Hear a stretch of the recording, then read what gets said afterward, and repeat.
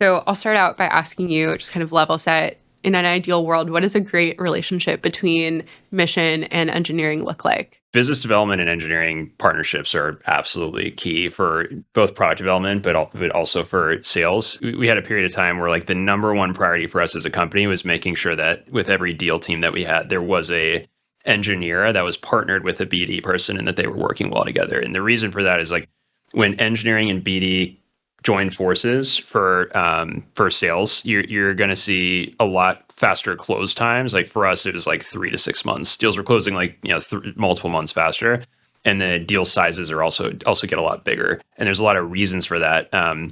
One of them is just and like credibility that having like a good customer facing engineer brings to the conversation can be really huge, and can allow you to kind of skip several meetings as you kind of go through the process. And then also sort of like the storytelling piece, having like a BD person, an engineer, and then oftentimes somebody that's focused on telling the mission story, which might be either of them or might be more of like a product focused person. That trio of people it's just like such a good trio when it gets going. So that's my macro take on like what why it's important. And I think a lot of it, like Palantir is really good at this. Anduril is also exceptional at this. Like every big deal has like a very compelling customer facing engineer and a good BD person. What a good relationship looks like, I think first it kind of comes down to like the humans, involved.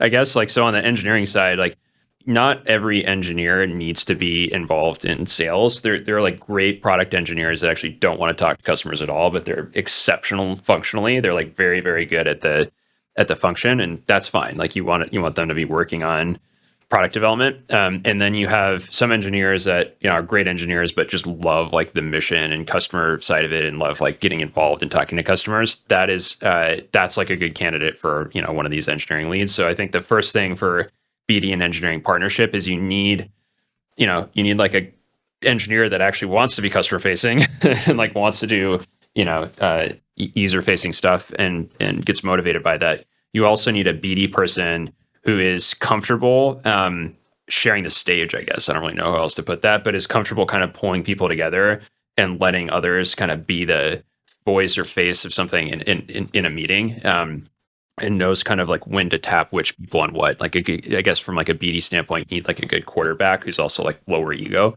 Are there any leading indicators, or I guess lagging indicators if you have them, of what a broken relationship between engineering and BD look like? Yeah, I think trust is like the most important. Here's a bad example of what like a breakdown would look like. If BD is kind of I don't know, in Slack or Jira or whatever systems people are using, just throwing a bunch of features at engineering that are like, hey, you met this customer and I want you to build Y button on like Z product, something like that with no context on like the mission side or the user side. And also no prioritization of like, where does this stack with me? Like that is in the engineers just kind of being inundated with these like non-prioritized feature asks. I would say that's an example of like not what we're talking about. That's not what we're talking about here. I think the other, bad example is like the engineer sort of distrusts everything, distrusts what PD is saying. Let's say, they, and honestly, usually this comes down to either communication or just like involvement. So like if an engineer feels like they're not being invited to these customer meetings to see some of these user problems firsthand, you might have like an initial lack of trust develop. So I think, yeah. And then the other symptom is like, when the BD person is going on these meetings, are there engineers with them? Is there any engineer with them on like the most important meetings? That's a good sign of like, is there a well-functioning relationship here or not? How early in the sales process, the sales cycle, should mission or business development bring in engineering? When I approach like early business development meetings, the most important thing for me by far is just getting whoever we're talking to, we call it like irrationally excited, like just really, really excited about any mission problem that we can work on together. Oftentimes that can involve like an engineer, coming to a meeting and like talking about a mission problem credibly. Sometimes it involves us doing, and Palantir does this really well too. Like we will do, in some cases, like multiple weeks of preparation ahead of a meeting, if it's an important sales meeting, where we're trying to understand who are we meeting with? What missions do they care about? Can we like find somebody on their staff to sort of understand how they think about a particular problem? And then we're maybe on the engineering side, like just iterating, like testing some of our own ideas and building prototypes that, we then will bring to the meeting. And so if you're really trying to hit a home run on like a new product or a new mission problem, like having engineering involvement like well before the meeting actually happens can be really useful. It just kind of depends on like how much you're trying to invest in the outcome that you're creating. I guess vice versa. How early should mission or business development be involved in product decisions? Yeah. So I think it's important to have like a human that owns like what the product vision is, like what are we doing? And I don't think like kind of decision by consensus is a particularly good idea for new products. Actually, in fact, like pretty much every product we built at Vannevar would not have been built if this was a kind of product by consensus, because you need one person who's high conviction and has the right domain experience to be making calls on what to build. It's usually not super productive to have like a committee, but that person needs to be whoever that is. Could be a BD person, could be not, could be an engineer, could be a mission strategy / product person. But whoever that person is needs to have ground truth on like what is going on from a user standpoint on what they're building, and also what's going on from a business development standpoint. So if it's not the BD person, that person needs to be really closely partnered with BD and going to all of the important sales meetings. Otherwise, they're not going to have this signal to figure out, like, am I iterating in the right direction or not? And then I guess maybe the last thing I'll say is like feedback from BD to engineering is like always welcome. Like that is important to have happen regardless of like what the circumstance is. But it's not, in my mind, it's like the most useful feedback is about mission problems and context. It's not about specific features, if that makes sense. And it's more about, kind of the engineer and sort of the product person, if there's a person on the team that's playing that role, to make the decision of, yes, we're going to do this or not. Yeah, more like the what versus the how. Yeah, exactly. Yeah. You mentioned about someone being responsible for the product having high conviction. How do you balance that conviction aspect with a requirements or like a more customer-centric approach? In terms of like inventing something new, that's so hard to do that nothing new ever gets invented unless there's one person who's kind of crazy. That's it's like, I'm just going to do this. I'm going to make this happen regardless of like how, like what anybody else thinks of it and whatever. Like you kind of need somebody who's kind of crazy with a lot of conviction, hopefully with a lot of mission and user domain knowledge that is taking a bet on something that's like required. So that's like necessary but not sufficient for that to become like an actual well-functioning business. What you need on top of that is that person also needs to be really plugged in from a business development standpoint and have some BD chops themselves, usually, to be going to customer meetings, pitching the thing that they have conviction in and getting a read on like, is this resonating or not? It's kind of it goes back to like have conviction on the mission, not necessarily like the solution that you're trying to build. And so think about it as like inventing the product requires that you need to be iterating on like the mission problem and being creative on the mission problem. And you also need to be trying to sell the thing, because it's like not sufficient to build something really cool. For us, like we have to build something that solves a mission problem, and also we believe can generate like a few $100 million in revenue when it fully scales. And so whoever is driving that from a product side needs to be having all that context in their head. And it's like super hard to do, but just kind of getting in there, being in the meetings and like building all that context and conviction on where to bet. It's a very hard role. I want to ask, kind of drill down a little bit into that and like shiny object syndrome. Like, how do you determine what should be a longer term engineering priority versus what customers and like the BD team really believes in right now? I think having a long term engineering roadmap for 0 to 1 products is usually a bad idea. In fact, it's usually like a terrible idea. And I think the reason is you actually don't know until you are really, really confident on like deeply understanding the mission problem and start to have some traction on something that you've built where you feel like you can kind of see ahead, 6 to 12 months. That's a high bar to even get to that point. But until you get to that point, having a long-term roadmap is completely useless, because you're going to be planning for things that like don't matter. So in the beginning, your whole iteration cycle should be around customer touch points. Like could be BD touch points or user touch points, but like your whole roadmap should be based on pretty much that. It should not be based on like, oh, I think that it'd be cool if like we did like computer vision or what ML on this thing, or like that should not be part of the roadmap. So we need a dark mode, I guess, for Vannevar. We need a light mode. Dark mode. Yeah. Like dark mode's great. But I think it's like that, you kind of earn the right to have a long-term roadmap once you've hit product mission fit. But until you hit product mission fit, where you're actually, people want to buy your thing, you've like made some sales, you have users regularly using whatever product you built, it makes zero sense to have a long-term roadmap. How should engineers be thinking about customer feedback, especially when it's like either fuzzy or not super relevant or premature or contradictory? Customers are not going to know how to solve the problem they have. So them giving you kind of like feature requests or product ideas sometimes is really useful. Most of the time it's not as useful because they don't understand everything that we can possibly build. And so it's better from an engineering standpoint to look for information about the problem than it is to look for, customer ideas about the solution to the problem. Yeah, I think it's just like 100% focused on like what is understanding the problem and then iterating off of that. The other thing I'll say is like getting on site, having engineers go on site is like by far the most important thing I think you can do from like a 0 to 1 product development standpoint. We had a trip, I think it was 2 weeks ago now, where we used there was like a report meeting. It was like a mission user focused meeting. The engineering team for one of the products, it was a 0 to 1 product, built a bunch of stuff before that meeting.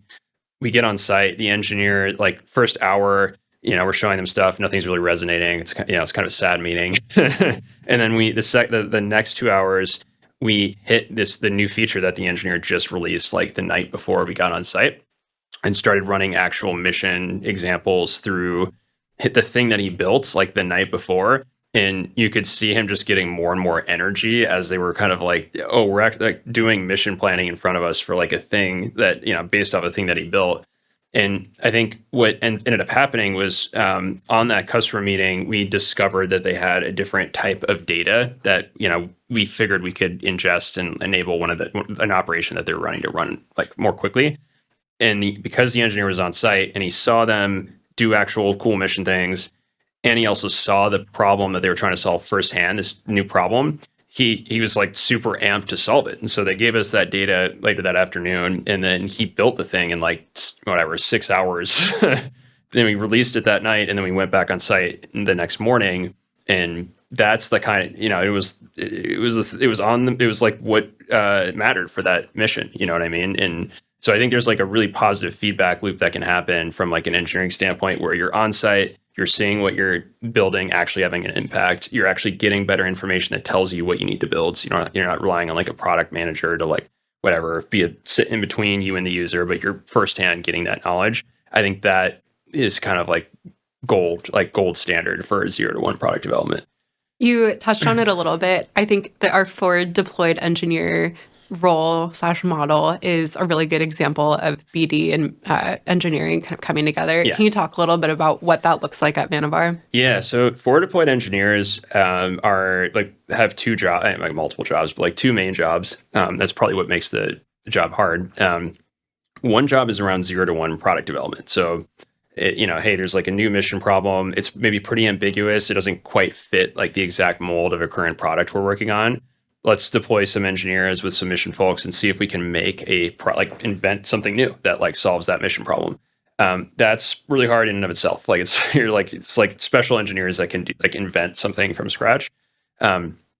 It's also a different set of engineers that are equally special and scale the thing that you invented and have to like rewrite the whole code base and all that stuff. But so that's a hard job. The second part of the FDE job is more just lending, I don't even know how to, like getting people really excited and lending technical credibility to what we're building in meetings with like senior folks. Could be, I don't know, like a 1-star that like wants to talk, 1-star general that wants to talk about like, AI or whatever it is. And having somebody in depth, like who can tell them how we're, applying machine learning to signals processing for like the RF hardware product. Just that technical credibility can get people really excited from a customer and mission standpoint. So those are the two roles that they play. It's like one is like inventing new things, which is really hard, and then there's like a completely different set of skills, which is like how do you get a customer group or a senior customer really excited about something. So at Vannevar, and I think in defense tech in general, there's kind of a trap or I only call it a trap because of my VC background, so like maybe other people don't actually care. But we build a lot of custom solutions for customers, but we're not a services company. And the reason I mentioned like investing background is because that distinction is important when it comes to like multiples, for example. How do you kind of square that where like we are building custom solutions, but we're not a services company? Yeah, any product that we have to believe can hit a few $100 million in revenue. That's really important for us being able to believe that what we're building can scale to like a business. So anything that we don't think can hit 300 million as at the floor, we're not going to invest a ton in trying to scale. But to me, it doesn't really matter if that 300 million is coming from, like 3 customers or if it's coming from 50. Like that's enough to build a business around. You know what I mean? And I think like when we first raised the seed round, that was like a controversial thing. I don't know, like that's controversial for some reason. Like, hey, if we build a thing and it generates 300 million in revenue, like, is that a tech product or not? Or is that services? Like, I think, in defense, you can't really think about it that way. In defense, your job is to build multiple business units and multiple products that can cover like several really important missions. And so you have to be way more aggressive about the product bets that you're making and the mission areas you're going after. And as long as you believe that whatever you're building can scale to a few $100 million in revenue, you're fine. Like in terms of it doesn't product services, like that distinction doesn't really matter.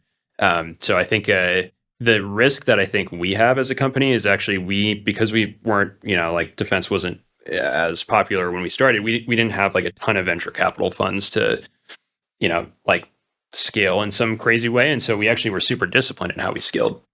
Very focused from a product standpoint, only had one product for about 3.5 years. And that was great because it meant we could keep a small team. We were able to achieve profitability. We've been profitable for about 2.5 years. It's not in our DNA to make a tons of product bets. And so I actually the thing that I worry about is not like, are we going to make too many product bets? The thing that I worry about is, are we going to make too few? Like, are we not going to be aggressive enough in terms of the missions that we go after? And I think that's largely going to be true for most. I could be wrong, but I think that's largely going to be true for most successful defense technology companies. Like the people that succeed are going to tend to make more aggressive, broader bets, like multiple different areas that they're going after. In 10 years, the ones that are maybe going to fail are going to be maybe a little too narrow. So I think that's kind of how I think about it. Have you ever seen kind of a mission or business development person go rogue without looping in engineering? And what did that look like? Oh, 100%. I think this happens everywhere. You're like yesterday? Yeah, every company, I think, experiences this. But I think like when that happens, I think the first thing to think about is like, okay, do I have the right people on this team? And that could be like, okay, on the engineering side, are these folks that want to be sort of customer facing and like user deployed, or are these people that are more comfortable working, like on a product, maybe a little bit, removed from the user. So first thing is like, okay, and the same with the BD person, is this person, again, our biggest deals, we only win our biggest deals with like a team effort across functions. It's only BD plus engineering plus mission, product or mission strategy. That combination of functions has resulted in our biggest deals. And so is the BD person that's leading this deal, are they cross-functional or not? And does that matter to us? Does it matter that they're pulling together multiple people across functions? So your first area, like way to diagnose it is just like, do I have the right people on the team or not? If you do, if not, then you need to like figure that out. Make team changes or just like accept sort of where across all the things you're working on, where you are comfortable not having that relationship work as well. If you do have the right people on the team, then it's probably a trust issue. It's like, okay, what is it about these two individuals' relationship that's like making it difficult for them to work together? Can you get them in person, like either at a customer site or at an offsite? Just get them in person to do anything. And then the other thing I think about is like when a team is not working particularly well, often like people just generally want to like win, like feel like they're on a winning team. And so how do you help that team just get like one win? And I think like once teams feel like they're winning, it's sort of almost like a self-perpetual like motion that they get into, and like trust and everything like kind of comes together a little bit more. if you have a team that feels like they're losing all the time, then like that, it makes it a lot harder. So just how do you set that team up to win? I know these are like very high level, but that's sort of some of the levers that I would look at if there was that type of dynamic going on. Yeah, the momentum. Yeah. So at the beginning of now today, you, Nini, and Scott, our CTO, and Nini's our president, and she runs mission. The three of you run the company together. In the beginning, when it was just you and Nini initially co-founding Vannevar, how did you make the distinction where you would kind of mostly oversee product and Nini would mostly oversee business development? I honestly have no idea. I think we just flipped a coin. Yeah, I honestly think it's more like jazz, I guess. And I think this is true even for today. Like, sort of the best like leadership teams that it's maybe again like not like total expert in this, but I think the best leadership teams that I've seen in defense, people that I like admire most, are generally cross-functional.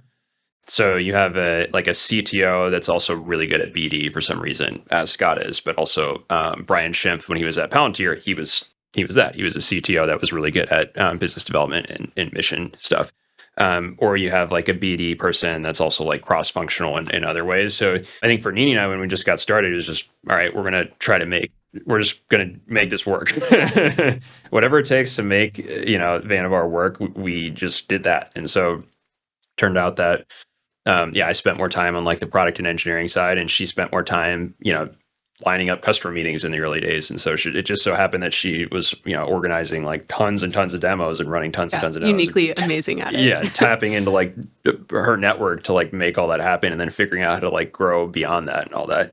And I was just iterating and making tons of mistakes on like the product side of like, how do you, like organizationally set the team up, but then also like, how do we think about product development? And so I'd say it was not like we never sat down. Yeah. What's your advice to a new general manager or engineering leader who's trying to build that trust with the other side? It really just comes down to like winning together. I know it sounds like, I don't know, like not very specific, but it really is like go to a customer site and like crush a customer meeting or a demo or something, or like or a deployment with that counterpart. The strongest relationships I think I've seen develop at Vannevar are from that. It's from just people that have worked together in usually like difficult circumstances, and then one like succeeded. And so I think it's more about just, be like mission and user oriented, customer oriented, and then just go do the thing. That's been, I think the most useful. Beers after. Yeah.